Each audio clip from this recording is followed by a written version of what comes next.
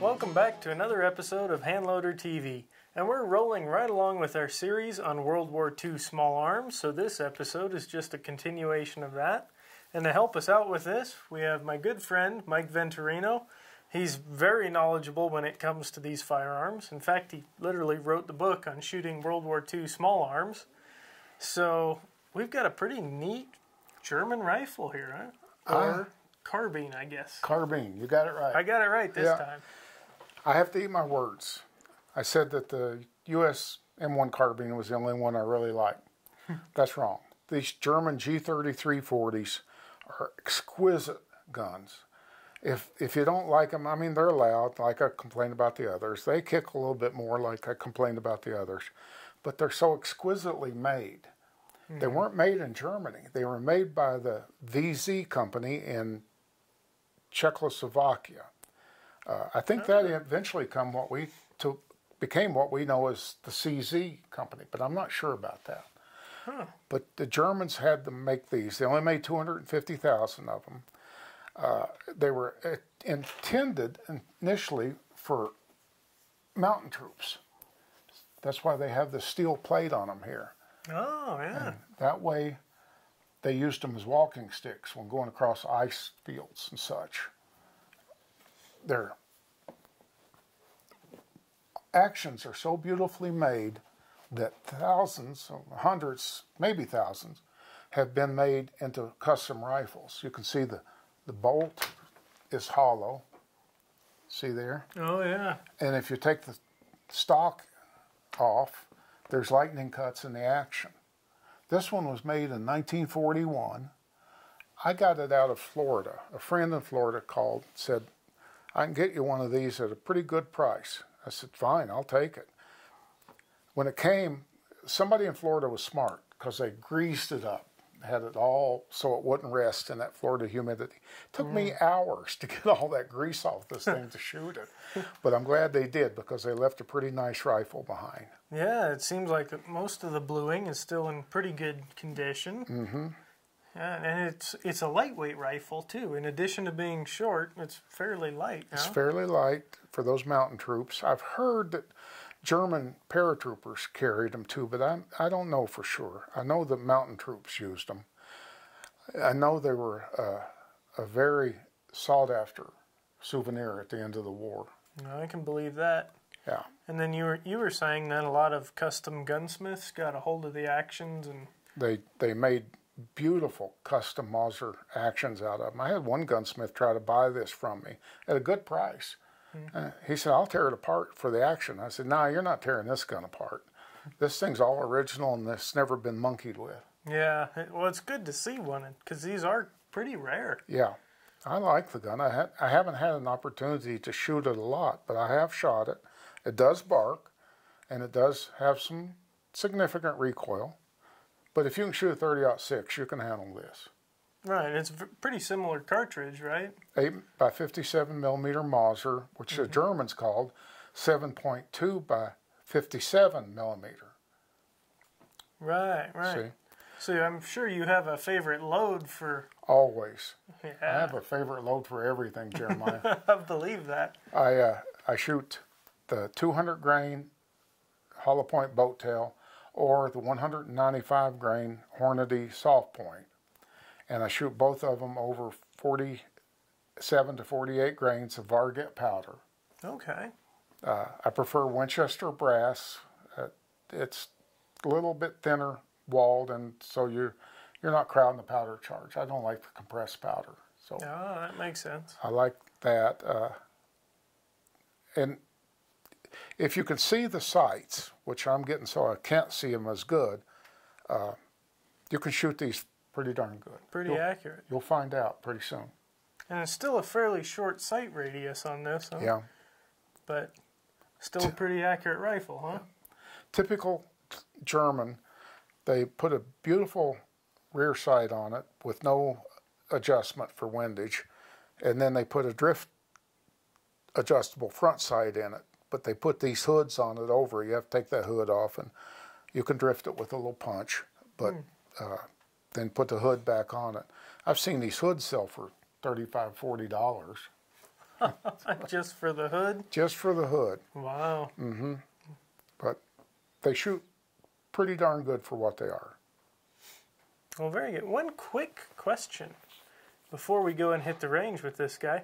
What's with these little circles there? That's for bolt takedown. Oh, okay, a bolt takedown Yeah, tool. instead of damaging the stock when you squeeze the bolt to start unscrewing the firing pin out of it, that's what that was for. Ah, Yeah. German engineering, huh? Yeah.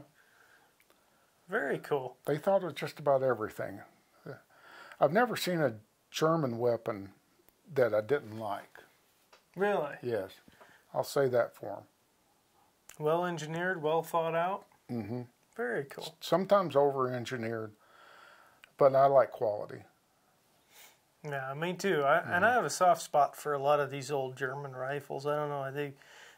They got a lot of unique stuff, like the Luger, and then they've got a lot of stuff that are just, I mean, elegant in their simplicity, like the MP40, as you speak of, and a lot of just really neat stuff like that STG-44, which has got me.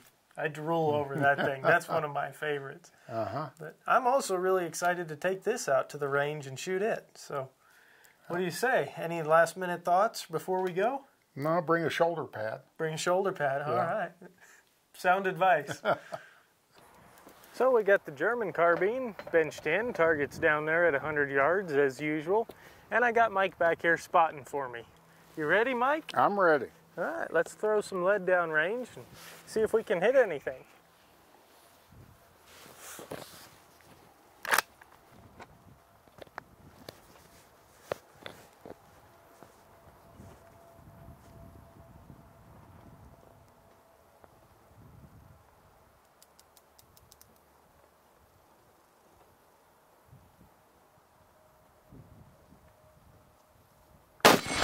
Okay, right at the neck, where the neck joins the body. Little bit left. Little bit left. All right, I'll see if I can adjust for that and bring it down a little bit. Okay. Not going for the head just yet.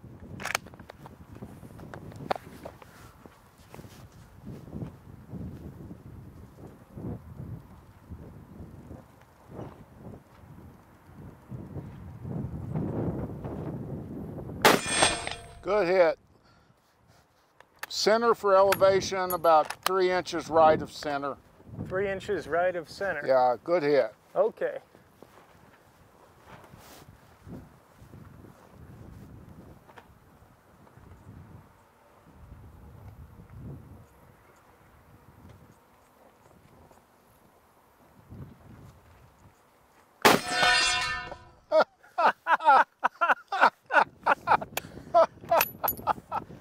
Well, I think we killed him. That bullet was about 3 inches left of the last one. 3 Nice inches and left? centered. You saw it hit? Yeah, I saw it hit. Okay. I don't know why it fell off of there. Something probably finally broke after all the shooting. Yeah, we put a lot of rounds downrange on that target. So we're back from the range now after shooting all the various different carbines, and we've got a few of our favorites here, and we figured we'd talk about them all at once. That way we can kind of compare and contrast the differences between the two, the ones that performed really well. And so first up, I have to say my favorite right off the bat, I'm going to jump the gun on you here, but that M1 carbine. I not only agree with you, I'm pretty happy. I have had this carbine a couple of years and hardly fired it. I shot it at 25 yards at steel one time. And so we took it out there today at 100 yards. It was just fine. It shot dead center, a little high on the steel plate, shot a nice round group. What I'm also happy about is that is a Standard Products M1 carbine, and if my memory is correct, but don't quote me, I think they only made 4% of M1 carbine production. So it's a rare carbine, and it's an excellent shooting carbine. I would agree in full with that. And it's light and it's handy. Yep. You being here got me to get this out and use it, and I appreciate that. Well, I'm glad you were willing to share it with me and share the ammo, because That was really, really cool to see just how capable these carbines are. Yeah. Now, I think you have a comment about the British carbine. I'll let you say that first. I shot that thing. I don't mind the Enfield action here. I mean, it's not a bad action. Whoever's bright idea it was to put this little, I don't even know what you'd call that, a torture device, Mike? Torture device, for sure. Boy, you want to, it feels like it doubles the recoil over a standard stock. I mean, that is a horrible idea. Well, what they did was take a nice wide butt plate that distributes recoil and then put a narrower piece on it so it would hurt. Yeah, that's exactly what it feels like too. It hits you, and I'm sore. My shoulder's sore from all the shooting and everything, but this one, it downright hurt. That's why I didn't shoot this one. That's a smart move. Here, you shoot it.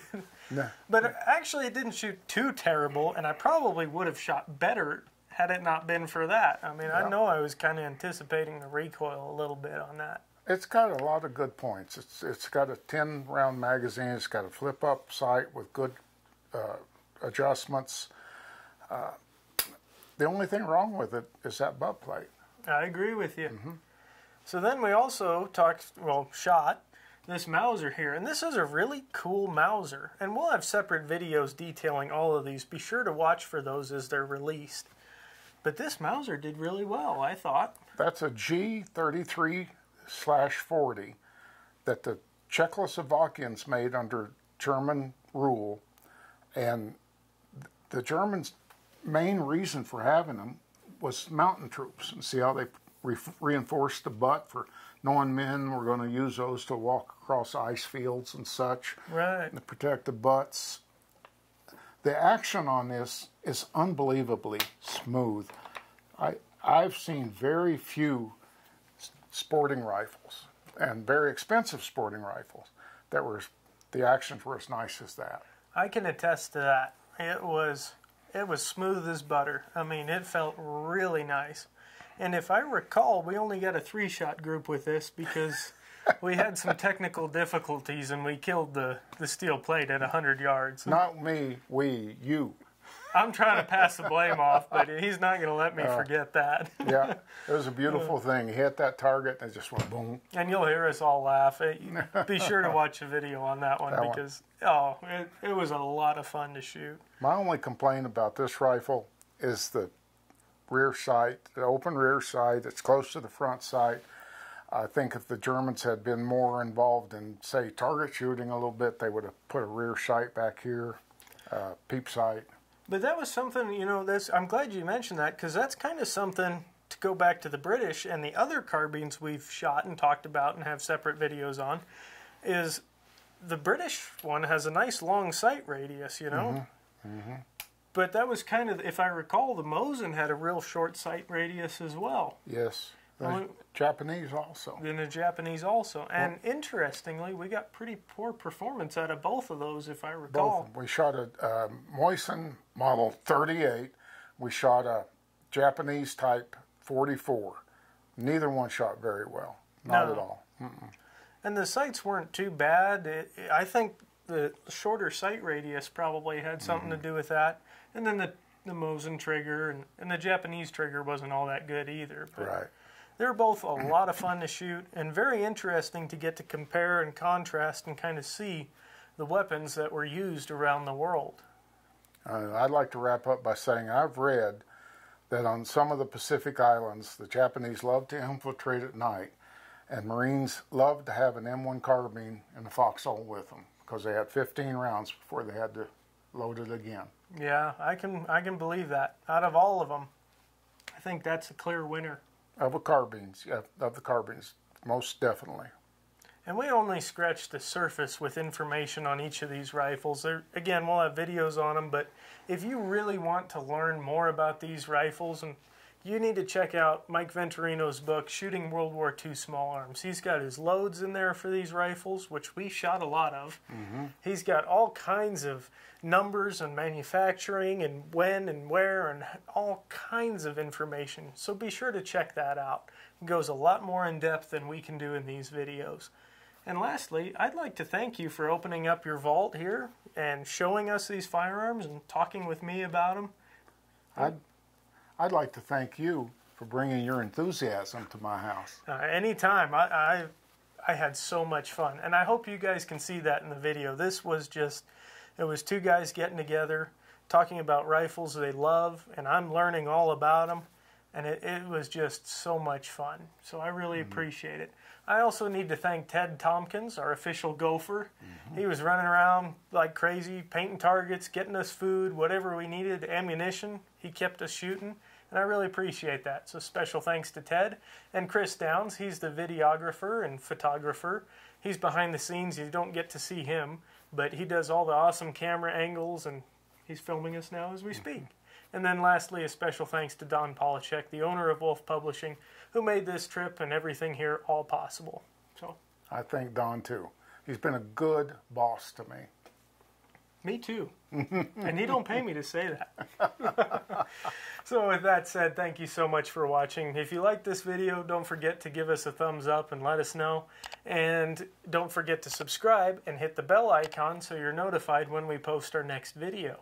And as always, if you have any questions or comments, be sure to leave them in the comment section below. I do my best to answer every one of those.